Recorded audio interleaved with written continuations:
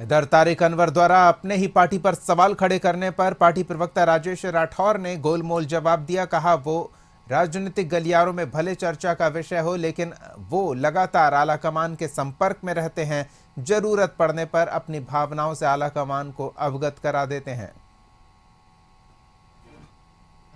हमारे सम्मानित और वरिष्ठ नेता हैं। बिहार के कुछ नेताओं में से एक नेता हैं जो हमारे राष्ट्रीय नेतृत्व से सीधा संपर्क में रहते हैं। राष्ट्रीय कमेटी में अनुशासन समिति के वो सदस्य भी हैं। वो जब भी चाहते हैं तो अपनी भावना से राष्ट्रीय नेतृत्व को अवगत करा देते हैं।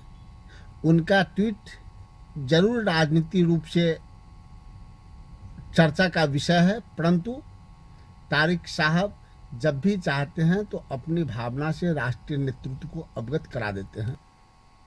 वहीं जेडीयू के अभिषेक झा ने तारिक अनवर के बयान पर क्या कहा है, सुनिए।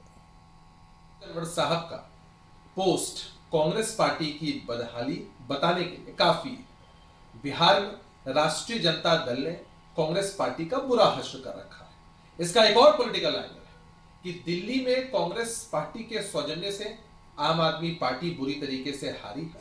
कांग्रेस पार्टी बिहार में भी अपने राजनीतिक अस्तित्व को बचाए रखने के लिए राष्ट्रीय जनता दल को आंख दिखा रही है। ये बिहार में महागठबंधन के अंदर चल रही नूरा कुश्ती का एक नायाब नमूना है। जिस तरह से दिल्ली में इंडी अलायंस में शामिल पार्टियों का बुरा हश्र हुआ है, आने वाले समय में बिहार में भी इसकी बानगी दिखेगी।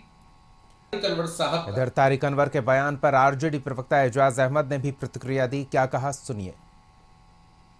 जो वक्तव्य कांग्रेस और कांग्रेस पार्टी के द्वारा दिया जाना है वो कांग्रेस पार्टी ही बता सकती है कि उन्होंने किस संदर्भों में अपनी बातें कही हैं। लेकिन एक बात सभी को समझना होगा कि लोकतंत्र लोकतांत्रिक व्यवस्था की मजबूती के लिए लोकतंत्र में और लोकतांत्रिक व्यवस्था में जिस तरह से केंद्र सरकार और भारतीय जनता पार्टी कहीं ना कहीं नफरत का माहौल खड़ा करके कहीं ना कहीं जो देश के अंदर धर्म और भरम की राजनीति चलाना चाहती है, उसके खिलाफ एकजुट होकर के न सिर्फ चुनाव में बल्कि चुनाव के बाद भी संघर्ष और आंदोलन की रूपरेखा तैयार करनी होगी।